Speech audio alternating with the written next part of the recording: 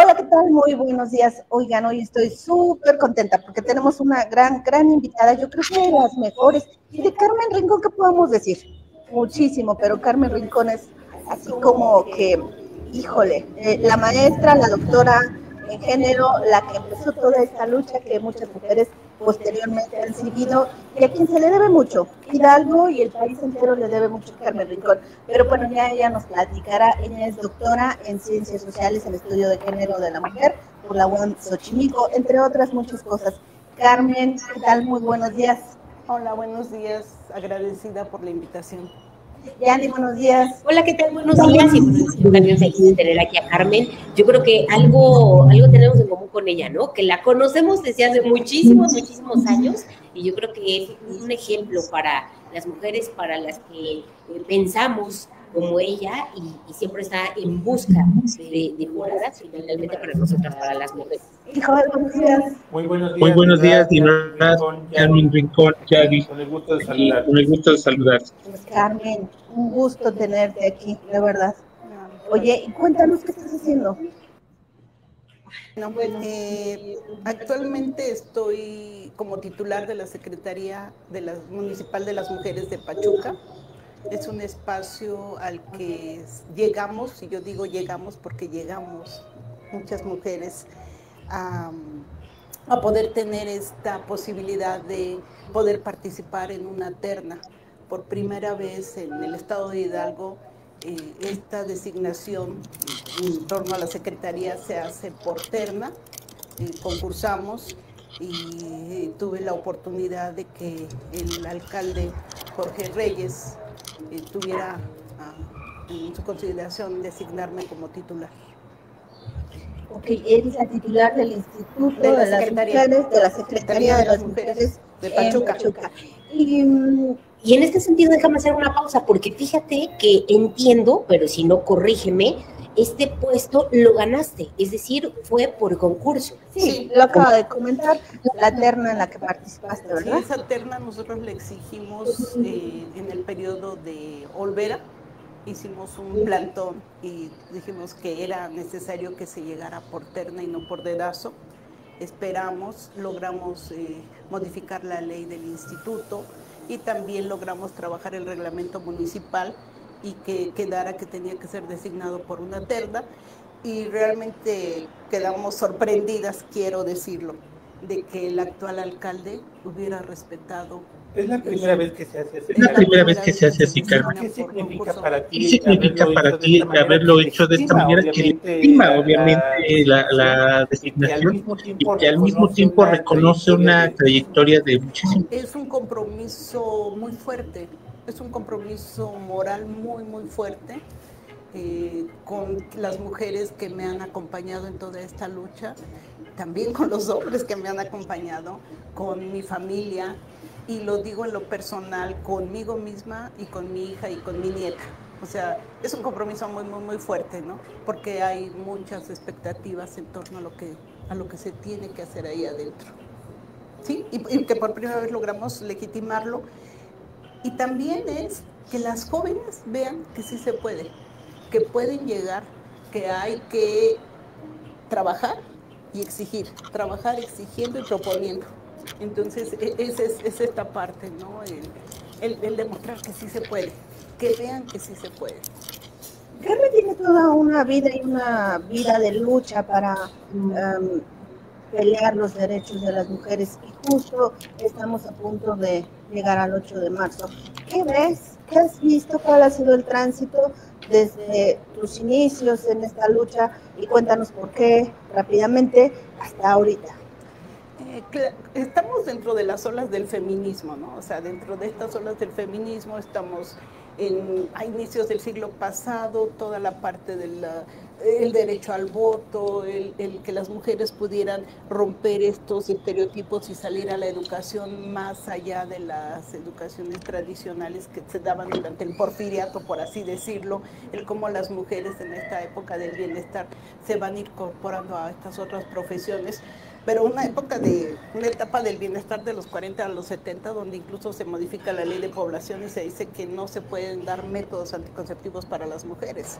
Entonces, bueno, esa era una lucha. Llegamos a los 70, donde vienen los programas de el acceso a la metodología anticonceptiva, y entonces otras luchas que las mujeres van dando, o sea, han sido olas. Primero es luchar por poder votar, poder luchar por poder salir a las escuelas, poder luchar por poder tener acceso al cuidado de la salud y a hospitales. Por ejemplo, en Pachuca los primeros hospitales iban dirigidos a la población trabajadora, principalmente a los mineros. Las mujeres eran atendidas en las casas.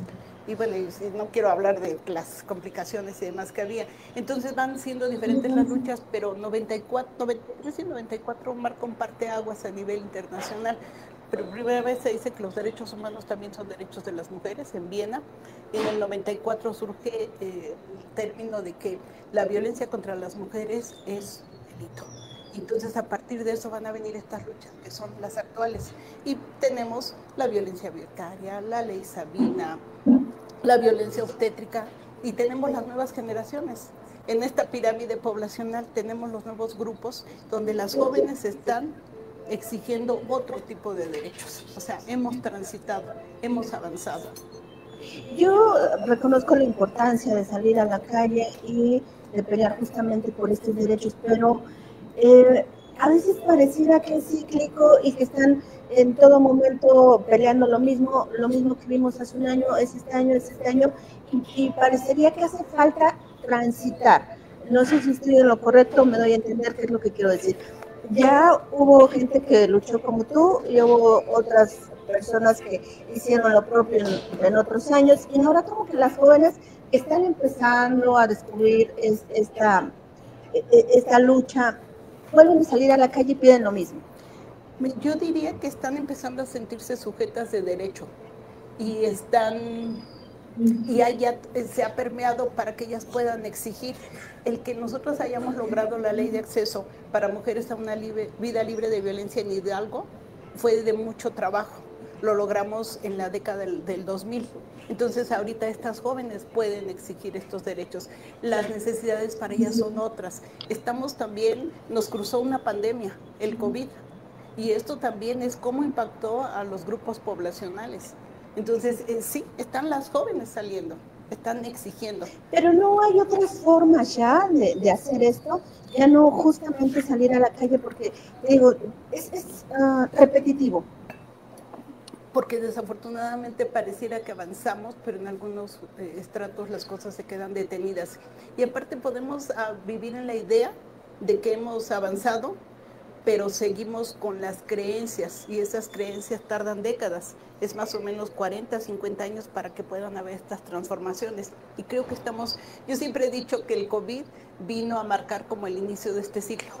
Ahí está marcando un parteaguas, ¿no?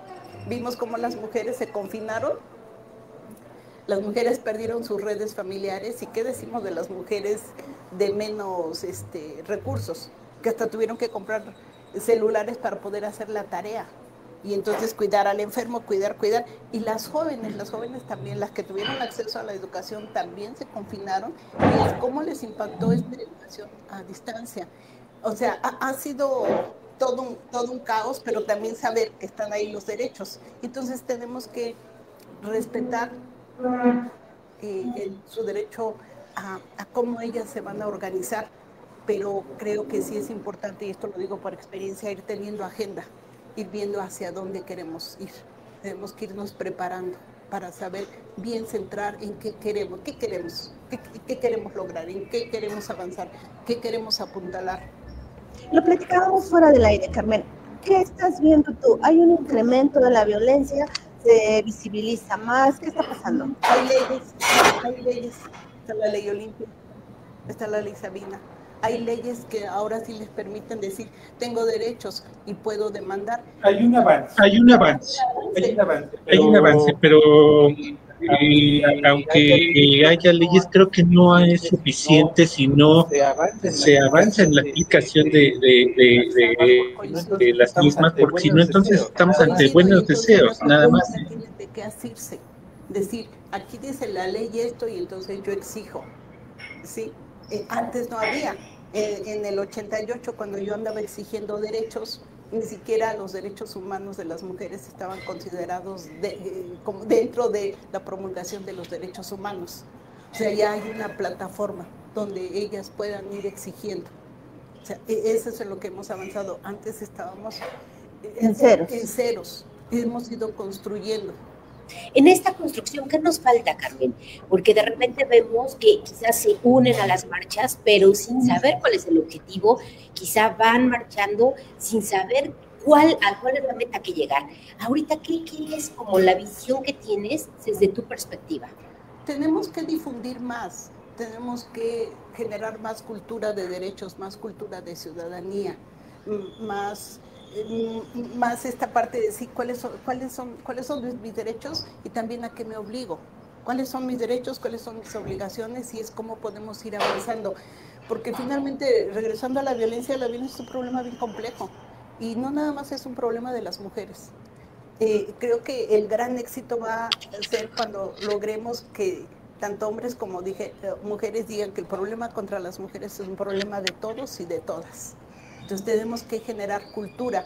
Para que puedan haber estos cambios culturales, ya lo dice el filósofo Ortega y Gasset, tenemos que esperar periodos, porque podemos vivir en la idea de que tenemos derechos, podemos vivir en toda esta idea, pero las creencias permanecen, ¿no?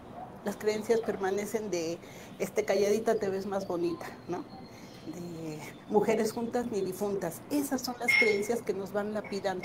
Entonces es contra esas estructuras que tenemos que seguir trabajando, tenemos que generar cultura y tenemos que concientizar en que esto lo vamos a poder ir moviendo entre todas y todas. Solas no vamos a poder. A ver, Carmen, yo quisiera remitirme al trabajo que se está realizando en la Secretaría de la Mujer en el Ayuntamiento de Pachuca.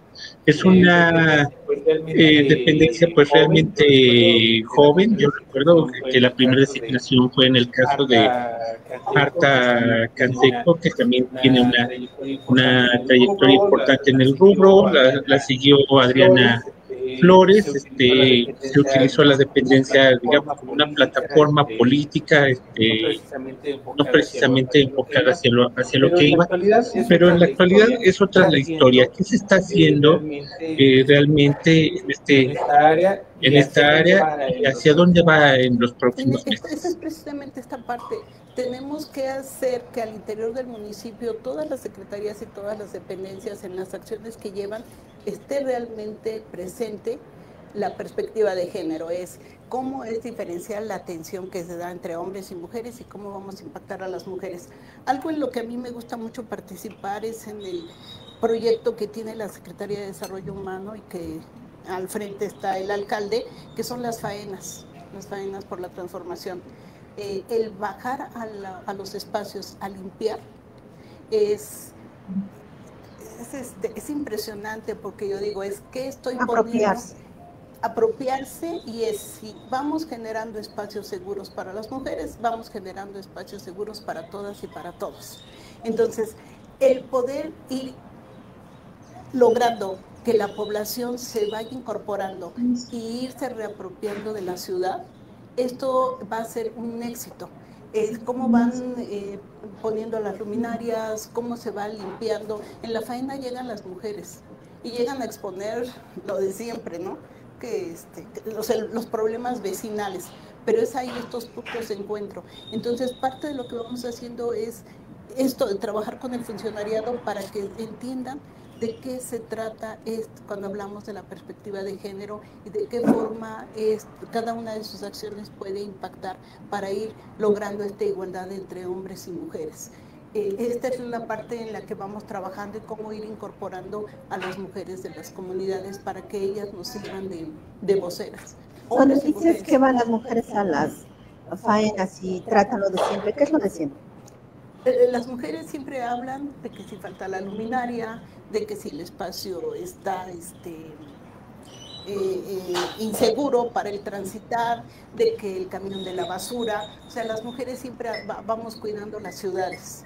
Entonces, esa hay un punto de encuentro y a mí me gusta, les digo, a mí me gusta participar. Si levanto la basura, bueno, con eso estoy poniendo un granito de arena. Yo digo que el día que al menos el pedacito de pared que me toca, lo voy deteniendo y lo voy construyendo. El día que nos juntemos todas y todos, y esa es la apuesta de la Secretaría, es cómo le hacemos para que digan, es lograr esta igualdad sustantiva, lograr una mejor calidad de vida para las mujeres, es lograr una mejor calidad de vida para todos. ¿Cuál es tu radiografía que das a la vida que tienen las mujeres, sobre todo en la ciudad, que ahora te toca estar ahí? Y después de ello, ¿qué piensas tú hacer para tratar de avanzar? O sea, ¿cómo después de ello? No entiendo. O sea, tú tienes, quiero que nos des una radiografía. ¿Cómo están las mujeres? ¿Qué les duele? ¿Qué piensan? ¿Qué necesitan? ¿Qué tienen? ¿Y qué planes tienes para cubrir todo eso? Indudablemente tenemos que trabajar la parte de la cultura, tenemos que trabajar mucho al interior de las escuelas. Tenemos que trabajar, hay una población que es la que siempre está ahí en el vacío y que afortunadamente se está rompiendo esto de que si no vives en familia entonces no tienes acceso a cuidados en tu salud sexual y tu salud reproductiva. Y que esto es trabajar con la población universitaria para que realmente existan programas de atención donde se respeten sus derechos y puedan tener acceso a su salud sexual y su salud reproductiva. Pero ¿cuáles son en este momento las principales necesidades? ¿Tienes datos duros que nos des, que nos compartas? Uno de los principales problemas, y es que ahí se cruza porque esto depende de el área que atiende niños, niñas y adolescentes, es el embarazo adolescente. En esa parte tenemos que trabajar mucho, reforzar esta parte del conocimiento en salud sexual, salud reproductiva. ¿Las niñas a qué edad se están embarazando? Estamos teniendo niñas que están embarazando desde los 13 años. Pachuca ocupó más o menos el 18% de embarazos. En ese lugar, de todo el que se da a nivel estatal, está centrado en Pachuca. Ahí quisiera preguntar, ¿están funcionando los programas, las campañas, las cosas que se están haciendo institucionalmente? Yo les quiero decir que desafortunadamente venimos de esa parte del COVID. Cuando vino el COVID, recuerden que todos los recursos se fueron a atender la pandemia. Bueno, supuestamente. Sí, bueno, se fueron, se los digo porque yo vengo del sector salud. Se fueron para allá, se centraron y hubo otras cosas que se descuidaron. Entonces ahorita estamos volviendo a reestructurar eso, pero también tuvimos unas décadas donde no había metodología anticonceptiva. No entraban los métodos anticonceptivos. Entonces, ¿qué años? Más o menos fue el periodo de Calderón, ¿sí? ¿Por qué no entraba? Porque había una política. Había una política poblacional, que sí estaba, pero no estaba, ¿sí? O sea, la política era el crecimiento. Era el cuidado de la familia, ¿sí? Y es ahí donde trabajamos muy fuerte para ir avanzando en el acceso a la política de la derecha, estar en contra de la interrupción del embarazo. Y todo eso son los estragos, o sea, pareciera como que pasó hace muchos años, pero ahí está. Entonces tenemos que volver, pero yo creo que no perdamos, de verdad, no perdamos de vista que estamos a pocos años de que pasó la pandemia. Estamos apenas rehaciéndonos. Si ustedes platican con los jóvenes que salieron de esas generaciones y que tuvieron que tomar clases por línea, lo van a ver, ¿no? Entonces fueron años como de mucho vacío y de mucha desolación. Pero bueno, regresando a esto. A ver, vuelvo a insistir en esto. Si está funcionando o no están funcionando esas campañas y muchas cosas, porque yo tengo una perspectiva obviamente distinta a la forma en la que ustedes pueden apreciar las cosas, pero se avanza en equidad, se avanza en paridad, se tienen leyes, no nada más me refiero a la ley Olimpia, hay algunas cuestiones, la ley que evita la revictimización, muchas cosas. Tenemos muchas herramientas, pero yo veo una violencia en ascenso, los feminicidios en ascenso, los embarazos de las adolescentes y niñas siguen presentándose. Entonces, ¿qué hace falta? Antes que contestes, Carmen, quisiera hacer una acotación a lo que dice Joel. Me parece importante conocer si parte de lo que dice él también tiene que ver en estos embarazos adolescentes las agresiones sexuales. Se han incrementado y también forman parte de este incremento con todo lo que mencionó Juan. Dentro del movimiento de mujeres hay un lema que dice: toda niña embarazada es una niña violada, ¿no? O sea, y si hablamos de embarazos de 13 años, ahí está la respuesta. Sí, ahí está la respuesta. Es que falta que nos cimbremos como sociedad y darnos cuenta que nuestro tejido social está roto y ver cómo desde lo personal, desde la familia, le apostamos para recomponer ese tejido social.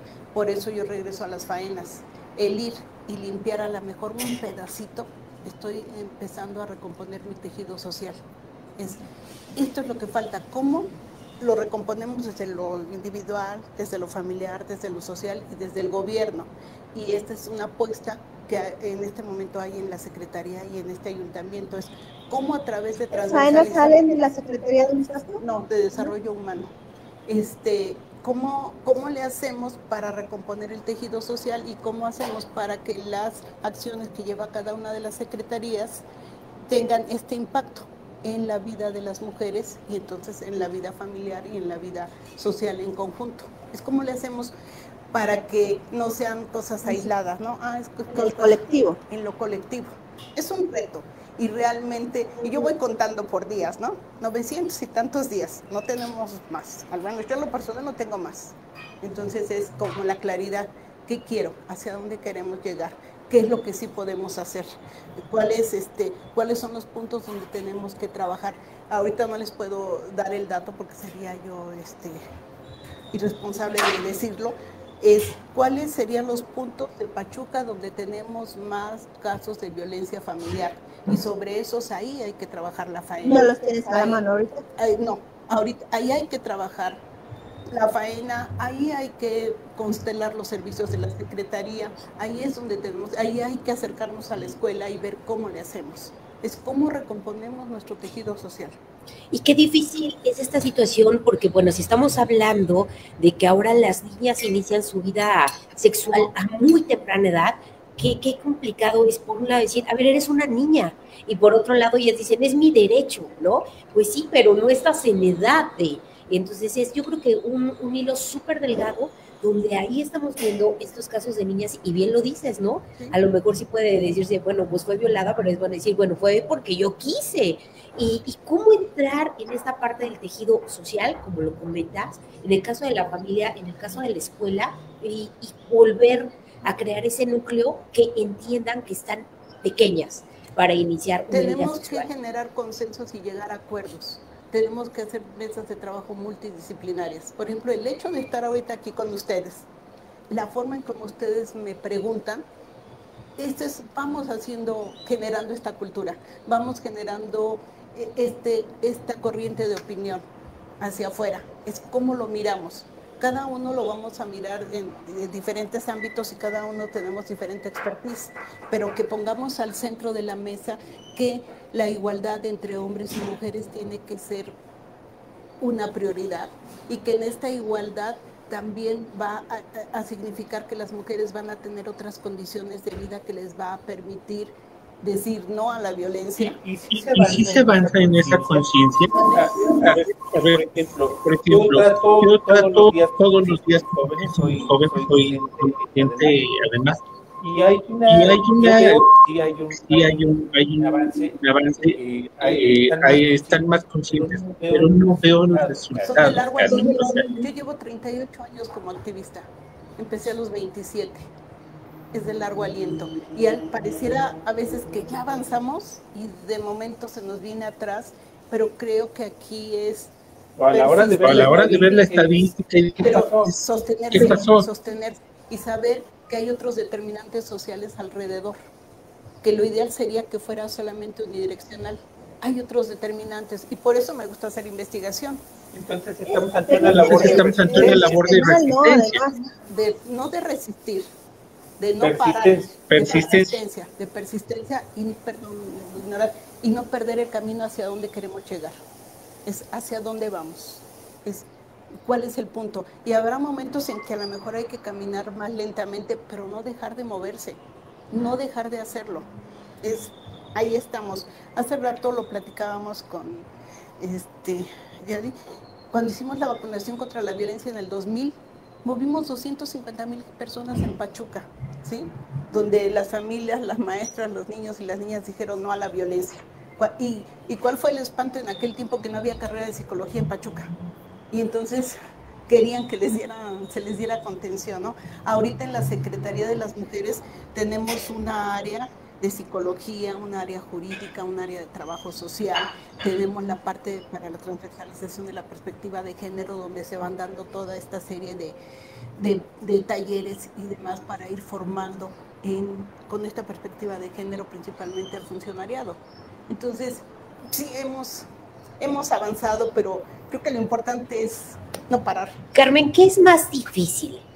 Estar dentro de un sistema, ya sea municipal, estatal, hasta federal, o estar fuera, que es más complicado, ¿no? Porque a lo mejor desde fuera dices, yo puedo hacer eso y lo otro, pero estando dentro, híjole, tengo estas limitantes, pero tengo estas fortalezas, ¿no? ¿Cómo es esta actuar? Esta parte la veo como cuando inicié haciendo investigación, ¿no? Y cuando bajaba, que hacía yo mi protocolo de investigación, pero ya tenía yo todo estructurado y bajaba yo al campo y la realidad era otra. Y tenía yo que mover todos mis indicadores. Y ahorita estar dentro de la función pública es, aquí está esto, pero hay otros determinantes alrededor, pero sin embargo es no perder hacia dónde quiero llegar, ¿no? Y ser congruente. Ahorita yo no puedo hablar como activista, ahorita soy funcionaria y mi obligación es dar respuesta a las demandas de las necesidades de las mujeres. Y esto es, ahorita no, ahorita tengo que hacer esto acá. Ya en 900 y tantos días regresaré, pero ahorita no, ahorita es y prepararme, estudiar, pensar por qué, cómo, hacia dónde, y que realmente los recursos de la ciudadanía, lo que pagan ustedes de impuestos y demás, esté bien utilizado. ¿Cuál es la prioridad ahorita?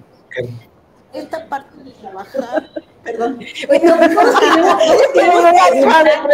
porque además sabemos que tenemos ya pocos minutos, porque tienes un compromiso de agenda, ¿no? Entonces todos estamos así como de, a ver, aquí arrebatándonos la palabra para poder preguntarte. Pero a ver, contéstame, ¿Cuál es la prioridad en este momento para la Secretaría de Mujer? Transversalizar la perspectiva de género, que todas las secretarías tengan esta visión de las acciones que están haciendo, de qué forma están abonando para que las mujeres puedan tener acceso a los servicios, como una política de igualdad. ¿Hay disposición? Sí, en el reglamento de la Secretaría dice, está en uno de los artículos, que tiene que haber capacitación permanente para los enlaces municipales. Ahí está en el reglamento. Esa es una prioridad. Y la otra, trabajar para que se pueda recomponer esta parte del tejido social en torno a la violencia, con algo muy puntual, o sea, con cosas muy puntuales, ¿no? Es que dejar de normalizar la violencia y sentirse sujetas de derecho de vivir en una ciudad libre de violencia. No queremos bajar la violencia. La violencia, dice Marcela Lagarde, se tiene que erradicar. La tenemos que erradicar. No sé ahorita, pero la tenemos que erradicar. ¿Es algo para el 8 de marzo? El 8 de marzo tenemos la sesión, el 8 el 8 va a ser la faena, en la que vamos a ir a la faena, y el viernes 7 es nuestra sesión del sistema. Vamos a sesionar con el alcalde. Sí, tenemos que hacer nuestra... ¿Algún posicionamiento de lo ocurrido en los últimos meses, días? Que la violencia está no solamente en nuestro país, es un problema complejo, internacional y demás, y que tenemos que seguir trabajando, que no es de ahora, que ahí está, que tenemos que dejar de normalizarla, tenemos que hacer un trabajo integral entre todas y todos. ¿Has visto que se esté politizando? Finalmente, lo que pasa en la vida de las personas y lo que pasa en la vida de las mujeres es político. es político. El hecho de que las mujeres mueran por violencia extrema o que mueran en los hospitales por causas que pudieron haberse prevenido, finalmente sí impacta en la política pública, ¿no? Porque entonces ¿qué estamos haciendo? ¿Qué estamos haciendo? Entonces tenemos que seguir trabajando. Yo recuerdo mucho que en el 97 yo hice una pasantía en Colombia, estuve 6 meses entrenándome para atender a mujeres en situación de violencia. Les estoy hablando del 97 y ahora pareciera que estoy viendo esa radiografía en México. Entonces tenemos que seguir trabajando. Lo primero que hace la violencia es... ¿Por qué? ¿Y cuántos años después? Sí, por el tipo de violencia, por la forma... ¿Recrudecimiento? Sí. Entonces... pero igual estamos viviendo en México lo que esos años se vivía en Colombia, ¿no? Exactamente, entonces toda esa radiografía se vino acá. Acá es no perder la capacidad de asombro, que no deje de cimbrarnos y de dolernos esto y de paralizarnos. Lo primero que hace la violencia es fragmentarnos, dividirnos, paralizarnos y entonces no permitir eso. Algo que sí hacemos en la Secretaría y que yo tengo bien firme es que tiene que haber trabajo de contención con el personal. Yo entré en noviembre y lo primero que hicimos fue nuestra primera sesión de contención. Este año tenemos preparadas 3 sesiones de contención para atender, porque finalmente el personal está en trato directo con mujeres que llegan a solicitar servicios. En la Secretaría solamente se llevan los servicios en juicios familiares de pensión, custodia, divorcios. Los demás pasan a la parte penal, no, eso se pasa al centro de justicia y demás, pero finalmente es esta parte de la contención. O sea, ¿qué estamos haciendo en torno a la violencia? Entonces son estos 2 ejes principales: transversalizar la perspectiva de género y cómo trabajamos. A ver, Cristiano, para quien no te entienda, ¿qué es transversalizar? Que en todas las secretarías se entiendan por qué los servicios de qué forma impactan a hombres y a mujeres. ¿Cuál es esta diferencia entre el azul y el rosa? O sea, ¿qué significa que llegue yo a una fila de espera donde traigo un hijo con discapacidad y que haya 20 gentes y que entonces me puedan pasar, que me den prioridad? Ahí están mirando con perspectiva de género, están transversalizando. El tiempo de las mujeres entra dentro del Producto Interno Bruto del país, los cuidados, las guarderías que tiene el DIF en esta nueva política de los cuidados que está impulsando Sheinbaum. Están ahí las guarderías que se inauguraron cuando estuvimos en el DIF, que abrimos las primeras 6 guarderías hace 20 años. Esa responde a la política de los cuidados. Ahí se está transversalizando la perspectiva de género. Las luminarias se está transversalizando la perspectiva de género. El que se vayan limpiando los espacios se está transversalizando la perspectiva de género. ¿Se está pensando en las mujeres? Eso es que estamos nosotros empujando desde la Secretaría, que es que las mujeres tienen que estar presentes. En cada acción, ¿a cuántas mujeres se beneficiaron? ¿Cuántas, población en general? ¿Cuántas mujeres? Hay algo que sea ajeno a esa situación. Que digamos, no aquí es igual porque el mismo uso le da el hombre a la mujer o viceversa, o realmente hace falta más visión para encontrar. Hay un momento en que se empatan hombres y mujeres, que es en la vejez, ¿sí?